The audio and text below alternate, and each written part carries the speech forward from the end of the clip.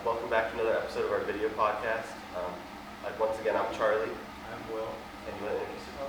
Yeah, I'm Kaylee Wallen with Republic Services. I'm the Sustainability Outreach and Education Coordinator for the Puget Sound region. So can you explain a little bit about what you do and what your role is? Yeah, so my role as Sustainability Ambassador for Public Services involves a lot of going out into the community, to farmers markets, to different community fairs, and engaging with local governments like city councils, mayors, sustainability committees to educate them on recycling and how to recycle properly in order to increase the value of materials that we receive here and then further enhance the circularity of materials throughout Washington. So what sort of region do you work with? Yeah, so the way that the waste industry is kind of set up in Washington is interesting. So a lot of the cities here have contracts with different waste haulers. So it's sort of a patchwork system of who's hauling who. So in city of Kenmore, for example, we're the hauler there, but then surrounding cities might have waste management, ecology, or other haulers. So we have, I want to say 14 cities around the Puget Sound area, including Kenmore, Bellevue, Sammamish, lots of other cities surrounding, and then other haulers take care of the other cities. Do you have a rough number of maybe how many people you guys serve, or it's okay if you don't? But That's a really great question. It varies by city. I would say in the Puget Sound region, yeah, I'm not sure. I'd have to get back to you on that. I know that like Bellevue, for example, we have 20,000 customers, and then in other cities it goes down and varies by that, so I'm not sure. Can you explain a little bit about where we are today? Yeah, so this is the Recycling Learning Center. This facility is in the SoDo neighborhood of Seattle, which opened in May of 2023. Ever since then, the goal of this facility is to educate our community members, school groups, sustainability groups, government leaders and agents on the importance of recycling and sustainability and how to do it properly. So on the front of sort of sustainability and recycling, what recent trends have you seen maybe towards more progress or more efficiency? Like what are some things that you think have really increased? So first thing that has kind of happened over the last few years that's changed the market a lot in the recycling industry is an issue of very many names. Some people call it the China sword, the national sword, green sword. There are all these different names for it. But basically this was in 2017 when China decided to stop taking materials from other countries for recycling unless it could meet, I believe, less than a 1% contamination rate. So even for the best of recyclers, that's very, very difficult to achieve. Luckily, with that, we were able to find a lot of domestic end markets here in North America that we could send our material to, but a lot of other cities across the country had to shut down their recycling programs entirely because they didn't have end markets that they could send material to. So there's still kind of some instability in the commodity market, I would say, because of that. So I think in any industry there's going to be market fluctuations. I think that's especially true for recycling with the lack of end markets there are for certain materials. So one trend that I foresee and that we kind of already have seen over the last few years is increased legislation around waste and increased waste policies. One example that I could foresee or has happened in the last couple of years is requirements for post-consumer content in manufacturing packaging. So requiring packaging manufacturers to use a certain percentage of recycled plastic or whatever it might be, therefore creating end markets for hard to recycle materials. But then other things like extended producer responsibility laws, that's recently passed in Oregon, Colorado, California, and could potentially be coming to Washington, which would really shake up our recycling system. For that last one, can you give like a brief explanation of what that is? Yeah, great question. So extended producer responsibility has kind of been a hot topic in the waste industry for the last decade or so. I want to say Oregon passed, or maybe California was the first one to pass their law back in like 2018. And basically what it is, so it's requiring that the producers of certain packaging fund the disposal of that packaging.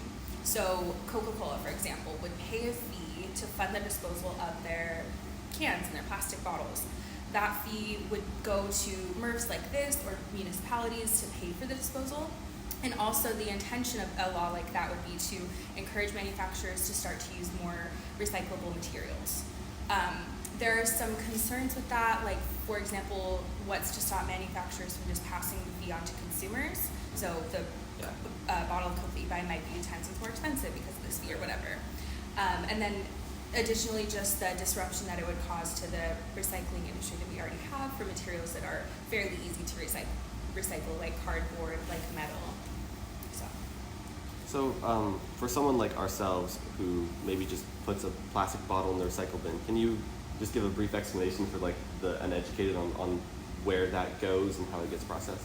Absolutely. So the most important thing for all recyclables that you put in your recycling bin is that they need to be empty, clean, and dry. We don't want any food or liquid on them because they can contaminate other materials. So once we pick it up from your curb, it'll come to this facility. There's a big tipping floor in the back, and a bunch of trucks go in and out of there all day. So they back up, they dump out their load onto the tipping floor, they push it out, and then we have these bucket loaders that come and they scoop up the material, they dump it onto a drum, and it's kind of laid out into like a 6-inch material layer. And then our sorters out there manually sort it. We have a bunch of different equipment that sorts different materials. So some of those are optical sorters. They shoot lasers through different materials like paper and plastic to identify what type of paper it is, what type of plastic, and sort it accordingly. We also have eddy currents, which help to sort our magnet or our metal out, so either magnetic or not magnetic. And then different airflow control things. We have robots that we just got put in a couple of months ago that actually now help to sort, and they have AI technology. So back to trends that I'm seeing is just an increase in technology for sure. But then once the plastic is sorted out from other materials, it'll be baled up into these big blocks, like 3 by 3, and then vendors will come and pick up that material. Once they have it, it's theirs to do with what they're going to do with. But generally what I know from plastic is they'll melt it down and turn it back into new materials. Historically, a lot of those have been downcycled, so they'll be turned into like jackets, hoodies, socks, carpet, whatever. But we actually recently opened a first of its kind facility. It's called a Polymer Center in Las Vegas, Nevada. So that's going to take all of those more rigid, thick plastics like the water bottles, like the milk jugs, and actually we'll be able to turn them right back into a milk jug or a plastic bottle. And the way that that works is they wash the plastic, they flake it, and then they sort it by color so that manufacturers can just buy it by color, melt it down, and turn it into a new product. So that's very cool. And when people are recycling, what are the biggest misconceptions you see with people? Like, what do they recycle that they really aren't supposed to? Very many things. So one big problem that we see and what we call in the industry is wish cycling. So that's, I don't know if this is recyclable or not, I'm just going to throw it in there and, hopefully it is. That's a really big problem that we see because a lot of times that material can contaminate otherwise good, clean, recyclable materials. Sometimes it can damage our equipment. So plastic film, for example, is a really big problem at this facility because not only can we not recycle it, we don't have great ways of sorting it, but also it can tangle up our equipment. We'll have to shut down operations. Someone will manually have to climb up into the machinery and cut it off. And then batteries are another huge thing that we get here, a huge contaminant in trash and recycling that we don't want to see. So batteries should be dropped off at a special facility or hazard waste at a transfer station. A lot of hardware stores have battery drop-offs, but those can cause fires in our trucks and in our facilities. So those are a really big problem. And then I would also say just contamination on packaging. So forgetting to rinse out your peanut butter jar or dump out the last of your Gatorade or whatever.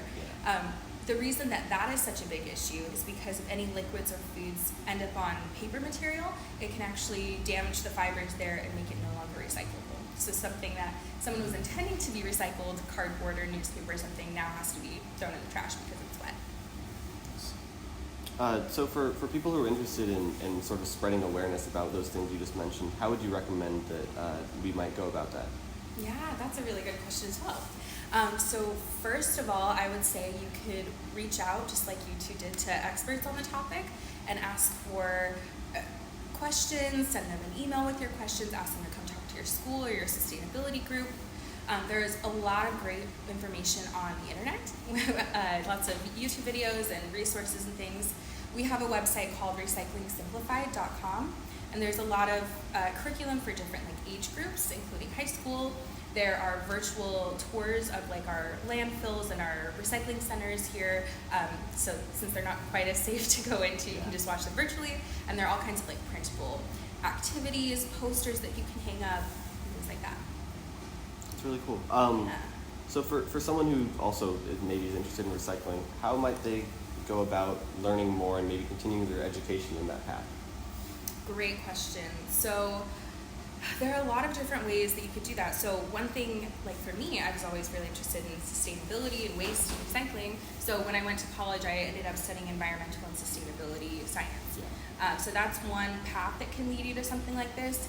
I would also say volunteering with community groups that maybe do litter pickups or educate children on recycling or other sustainability initiatives. And yeah, the industry is constantly changing, so keeping updated on laws, like I was saying, different innovation, technologies, and yeah, just not being afraid to ask people, like if there's a job or something or that you're really interested in, ask them what they do, how they got there, and take their advice. Why would you say that recycling and sustainability is so important, especially in the modern day where we see so many issues? Yeah, so recycling is very important these days because we're seeing a lot of landfills fill up, first of all. So like the Cedar Hills landfill here in King County, there's been talks of that one filling up, and just some other ones throughout the state and the country are starting to fill up. So we really want to keep material that we can reuse out of landfill. When material is sent to landfill, it can't break down like it can either in recycling or composting for food waste. So there's an increase of greenhouse gases that are released that way. And it is really important because we're taking these precious natural resources, trees, rocks, minerals, whatever, to make paper, metal, plastic, etc. So if we already have something, I think, in the commodity market, we should circulate it if we can. And how would you say that here at this facility that you guys are focused on environmental sustainability? Like what is between the trucks and the facility, how are you guys focused on things like that? Yeah, another great question. So first of all, diverting as much waste as possible from the landfill. Our sorting equipment out in the facility is really, really great at sorting out materials, and then we also have the manual sorters for the items that the machinery can't catch. So just making sure that everything that we can recycle, we do. Additionally, with our trucks throughout the country, we've been piloting electric vehicles for collection, which I think would be really exciting to see a garbage truck drive through your street fully powered by electricity. And they're working pretty well right now. And we go out into communities, we do sustainability like litter walks. We try and engage with our local communities as much as we can to keep the local environment clean. We also partner with a lot of sustainability organizations for like funding, like donations and sponsorships and things like that, and really just try and get as involved as we can. So is that just what Republic Services does by itself, or is that like on a statewide level? So Republic Services is, I should have given you some background on this before, Republic Services is a nationwide company. So the customers that I work with are primarily around the Puget Sound region, but we have customers in every state across the country. So I think the problem here with electric vehicles is the infrastructure. Yeah. We need to make sure we build enough chargers and the grid can support the electricity and all of that kind of thing.